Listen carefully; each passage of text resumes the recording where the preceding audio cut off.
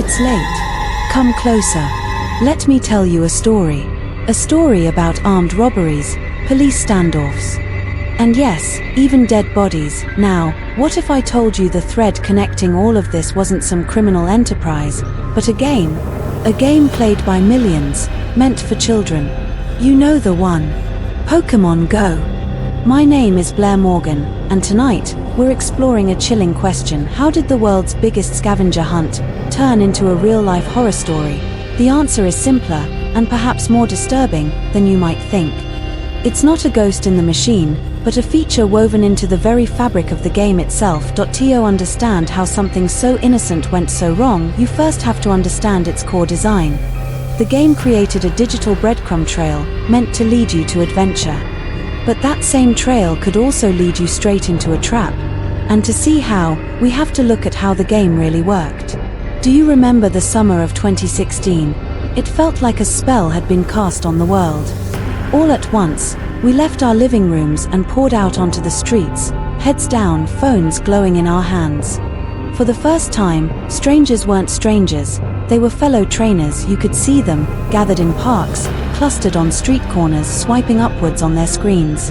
There was this collective magic in the air. This was the genius of Pokémon Go. It wasn't just a game, it was an engine for adventure. It used your phone's GPS to turn your own neighborhood into a fantasy world. Real-world landmarks, a statue, a post office, a mural, became Pokestops, digital oases where you could restock on supplies. But there was another mechanic, something far more powerful. It was called a lure module. You could attach one to a Pokestop, and for 30 minutes, it would act like a magnetic beacon, drawing rare Pokémon to that exact location. And of course, it also drew in players.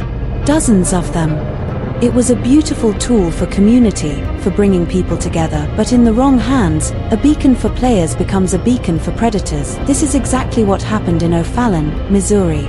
Imagine this. It's late. You've been playing all day, but you see it on your map, a Pokestop, not too far away, glowing purple. It's been lured. A chance for that Dragonite you've been hunting for weeks, so you go. The GPS leads you down a quiet street, then into a secluded, dimly lit parking lot. You feel a thrill of anticipation. You see the spot on your phone. You're almost there, but when you look up from the screen, you realize you're not alone, and the figures stepping out of the shadows aren't holding phones. One of them is holding a handgun. A group of 4 teenagers in Missouri used this exact method. They'd find an isolated Pokestop, activate a lure module, and simply wait. It was a digital trap, baited with the promise of a rare creature, but sprung in the real world with the cold reality of a gun. Before they were caught, they did this up to 8 times. It wasn't random, it was a hunting strategy. The summer of 2016 was a wild time. Were you playing back then? Let us know the strangest or creepiest place the game ever led you in the comments below. For some, the danger wasn't lurking in the shadows, it ran right up and broadcast itself to the world. A YouTuber who goes by the name Aiden's life was live-streaming his own Pokémon hunt in Central Park, New York. If you watch the footage, it's almost surreal. You hear the cheerful, tinkling music of the game. You hear Aiden's focused commentary as he tracks a Pokémon that is completely absorbed in the digital world. And then, suddenly, the real world shatters. A figure appears behind him, grabbing him. The camera goes wild, spinning uncontrollably. You hear Aiden's voice shift from casual play to sheer panic. He yells, "No, no," as he's wrestled to the ground. The phone clatters, the screen shows only darkness, but the audio tells the whole story.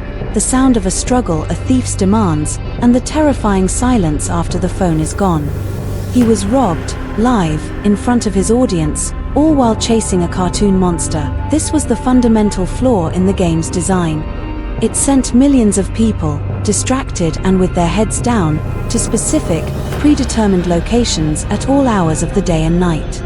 And while most of the time it led to a new friend or a Snorlax, sometimes it led you straight into the path of someone who saw the game not as a source of fun, but as a map to their next victim. But robbery, assault, these are dangers that come from other people.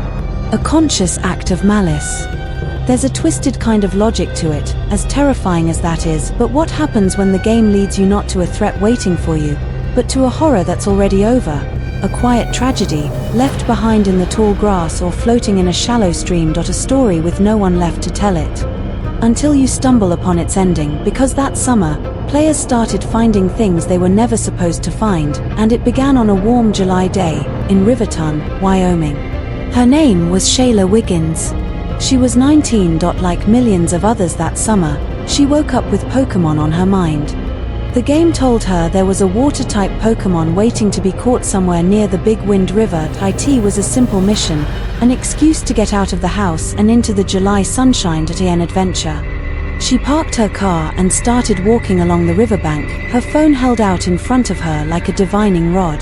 The digital map was clean, simple, just her avatar and the promise of a catch nearby. To find it, the game suggested she hop a fence to get closer to the water. So she did.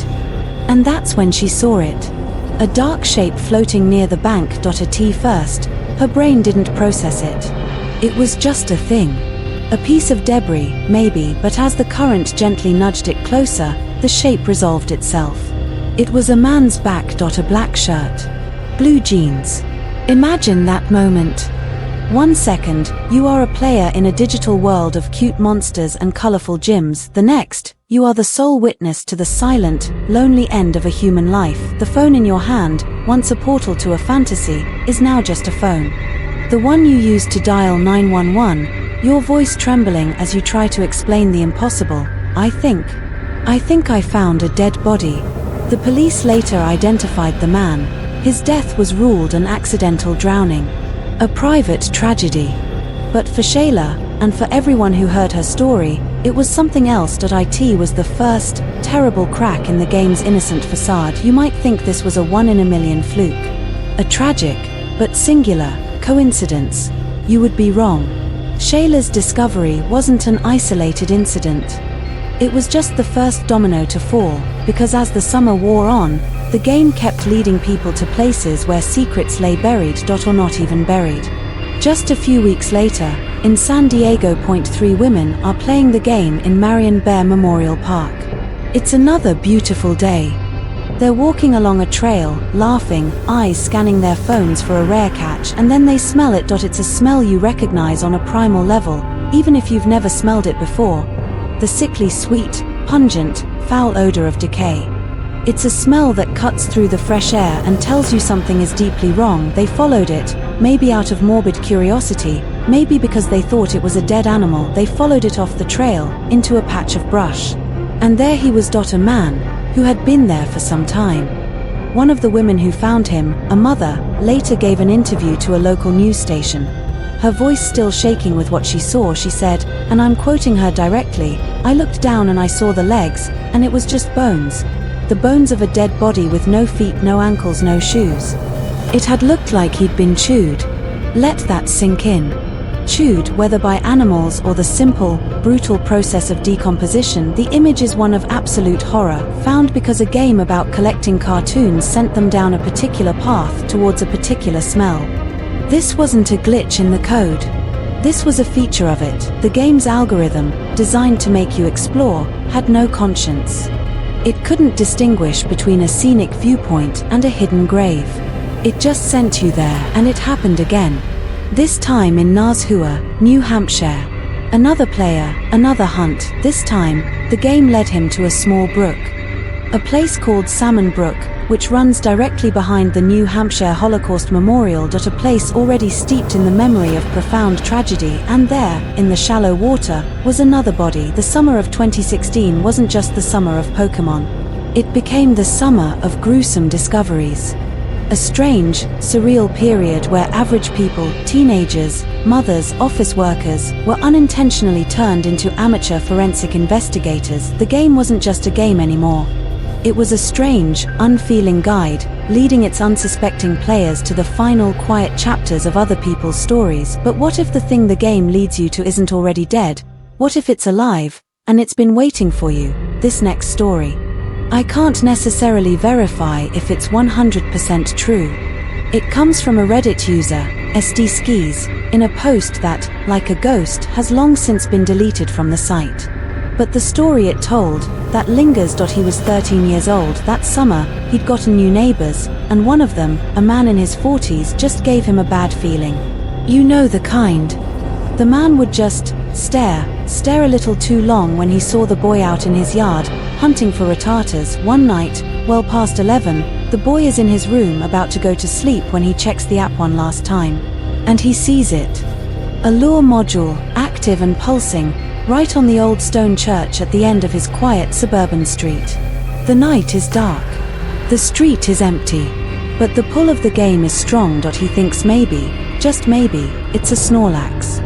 He slips on his shoes and quietly heads out. He gets to the churchyard, his phone screen glowing in the dark. The lure is pulsing, pink petals swirling on the map, but the place is deserted, silent, except for the sound of crickets. He walks toward the main entrance, phone held high, trying to see what rare creature spawned, and that's when he freezes. A shape. A flicker of movement behind one of the thick, stone pillars near the front door. It's a man's silhouette. And in the dim light, he recognizes the faded t-shirt. It's his neighbor. He's not playing the game. He's just standing there, hiding, in the dark, waiting. The boy's blood runs cold. But he doesn't scream. He doesn't run. With a clarity that is terrifying and brilliant, he just lowers his phone, sighs loudly as if he's disappointed, and says to himself, "Ooh, just another Zubat." He turns around and just walks away. He doesn't look back. That's the part of the story that chills me the most. The cold intelligence of a child realizing his prey. It shows how the app can, in a sense, be a predator's dream come true. And that's the real story of Pokémon Go, isn't it? The story of how the line between a digital playground and a real-world crime scene proved to be terrifyingly thin. It's why that little warning on the loading screen, the one we all clicked past to be aware of your surroundings, suddenly feels so heavy. It wasn't just a suggestion, it was a desperate plea against the darkness the game was accidentally unlocking. Because out there, players were finding so much more than Pokémon. But hey, you gotta catch 'em all, right? If you appreciate these late-night journeys into the shadows, make sure you like this video and subscribe. And please, hit that notification bell. You never know when a story like this might be told, for the last time.